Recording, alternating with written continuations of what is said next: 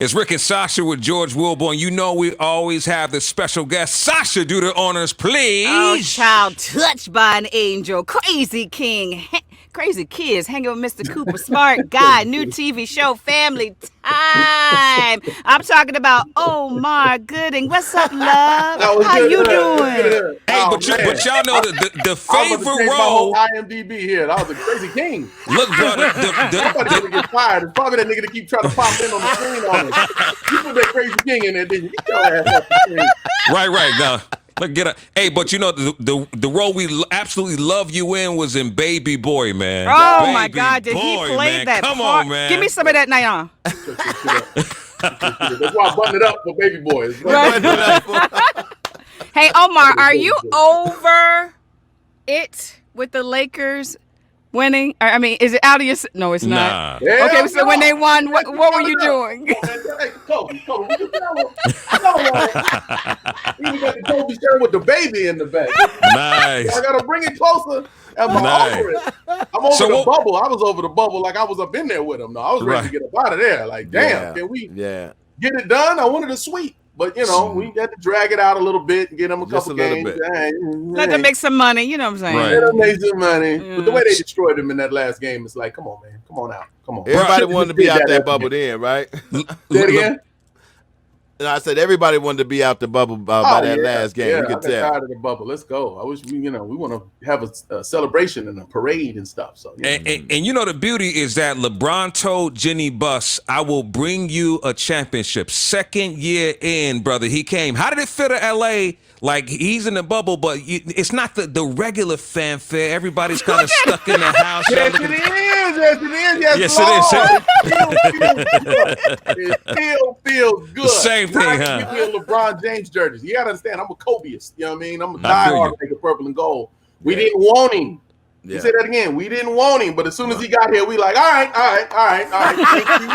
You brought us back to relevance. You know what I mean? We're talking about the Lakers again. We excited. You know what I mean? Even last year, we're back in the conversation again. Mm-hmm. This year, we was favored to do it all. We wanted to beat on them Clippers because they got all out of pocket.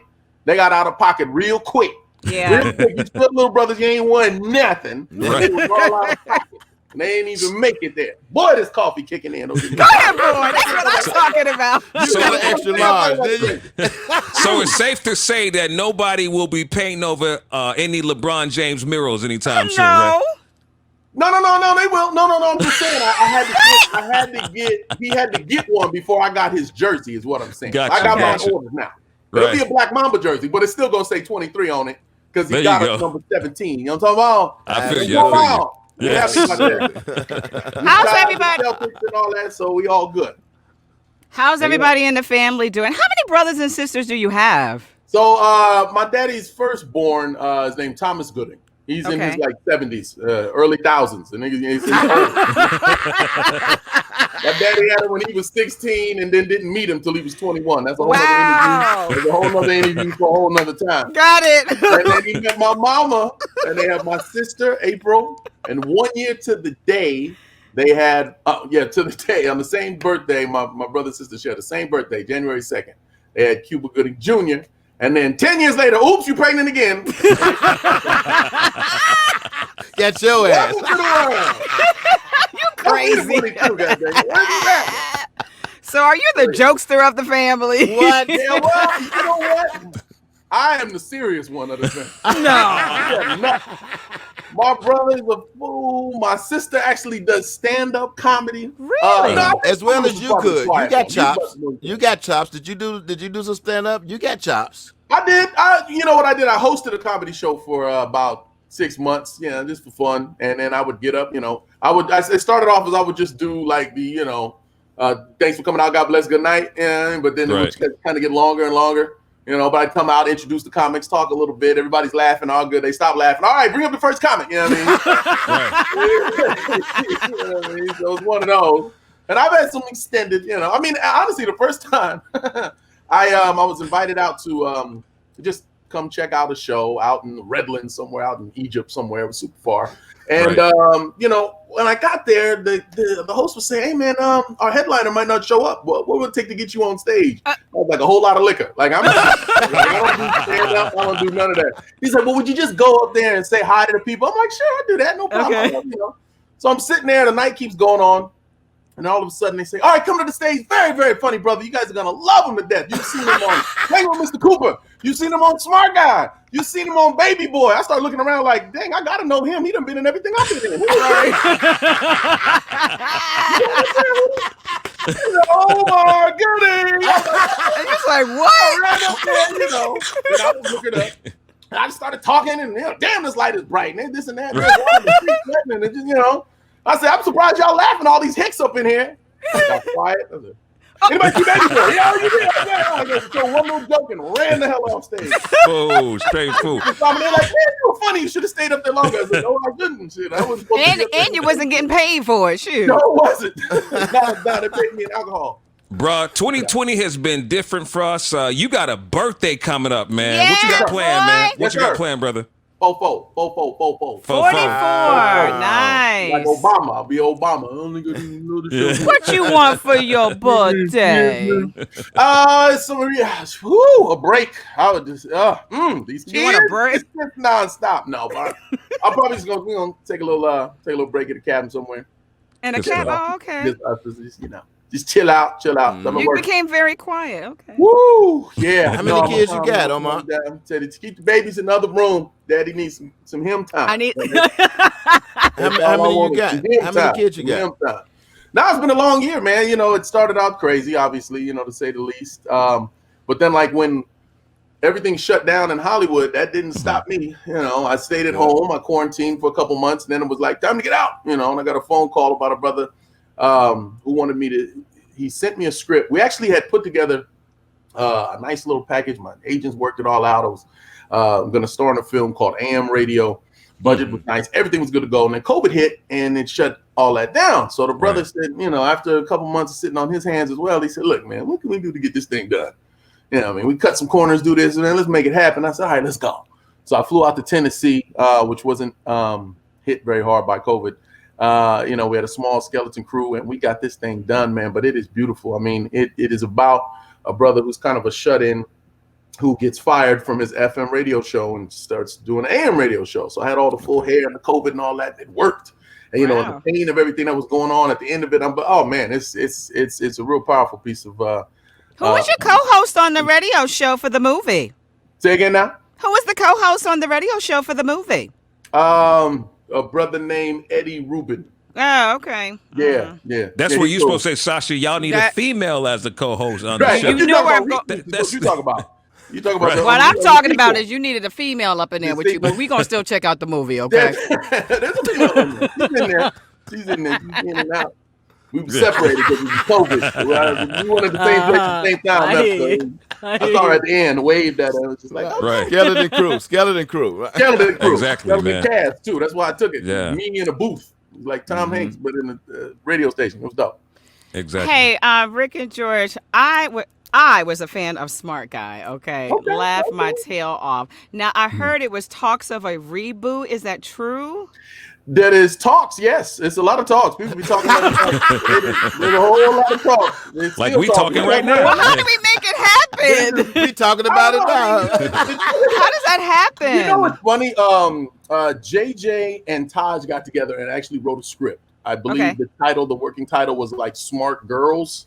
But it brought all the cast back, and I don't give too much of it away just in case it happens. But it had a real clever idea, and I read the script. It was good. So I think they were working on that. It was about as close as it got to happening. And I don't know where that. And obviously, that was right before COVID, so I don't know where it is now because things kind of shut down and like slowly getting back to full swing. So we'll see. But we're all down. You know, all the cats. Me and Jay, we talk about it all the time. We were gonna do a little podcast about it and just talk about it. Call it "This Ain't Marcus and Mo."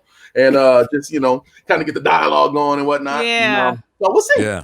Okay. Hey man, you know you come from such a rich history of just phenomenal acting. And you got a chance to see that as from birth to the time that you hit the screen or the stage. How much has your family been an influence on you as an artist, as an actor? Well, I mean, with a father who's a singer, main ingredient, everybody plays a fool. Just back in the 70s, my mother was also a singer. And back then, I always talk about, my parents were singers and then we became actors. Well, back then when you sang, it was a production, the dancing and the acting. They really, when singing was singing and it's two-step and all that, you know what I mean? It wasn't just like auto-tune. The costumes. And all that. No, it was performance. Yes. So it's definitely in the blood. Growing up, my brother and sister kind of experienced that more. My father, by the time I was born, because he was in the 70s, I was born in 76. By the time I kind of understand what was going on, he had lost all that money. So we had to start over. We just started over. We was on the road. We was living in cars. We was in shelters, hotels, from the flow up, you know what I mean? So then my brother had a dream, and, he went to school for it. And I kind of just stumbled upon it. I went in and delivered a script for him. His agent saw me. I'm smiling ear to ear. She's like, I should send you out on some auditions. I was like, wow. You should. Let's do it. And I went on 2 auditions and booked one. And that was kind of how it worked for me. But it was like riding a bike with me. Can you sing? I can sing a little bit. Let me hear. No. Everybody plays the fool. Learn to say no. Sometimes. My voice ain't You don't know that classic song? Mm-hmm. Right. Huh? You got know what you're talking about. That's a family song, man. Everybody plays the fool. It is one of the hardest songs to sing. I see you just tried. I had to play all the way on the bus. I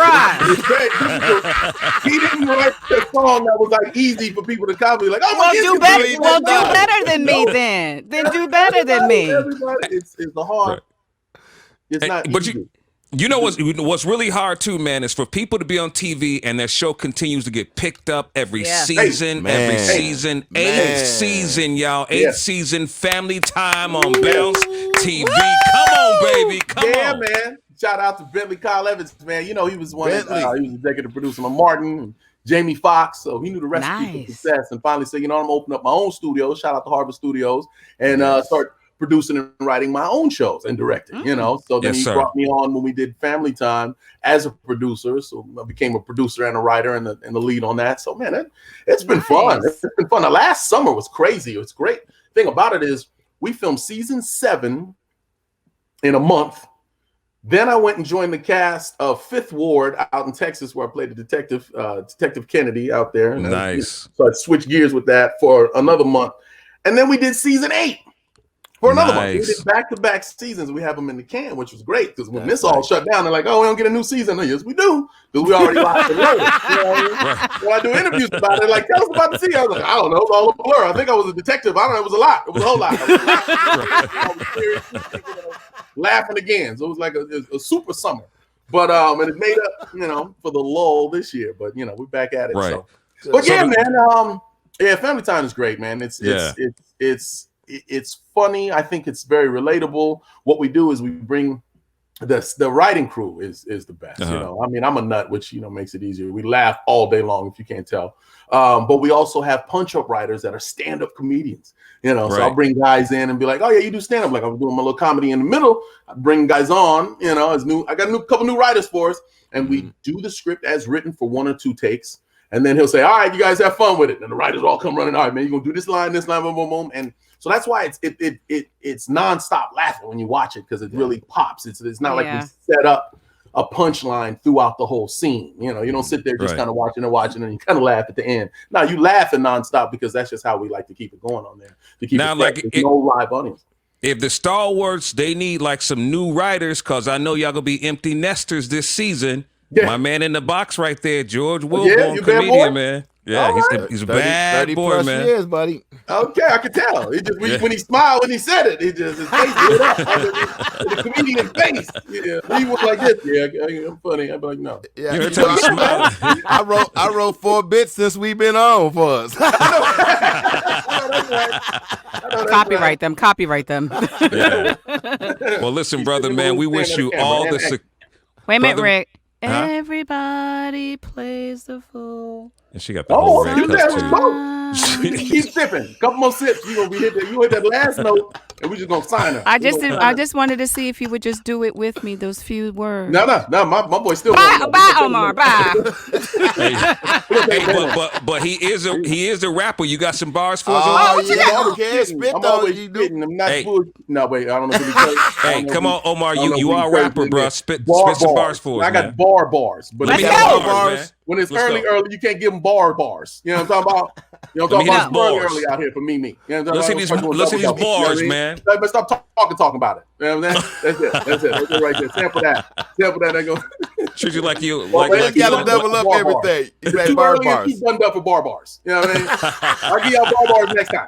You know what I mean? Next Well, time. we love you, yeah. babe, and we're gonna keep watching all your shows, okay? You stupid, dude. Hey yo, it's our boy actor Omar Gooding. Yeah, boy. Yeah, y'all stay safe. Take Don't forget care. to vote, Brother. man. We gotta Bro. make some changes happen. You know what I'm talking about?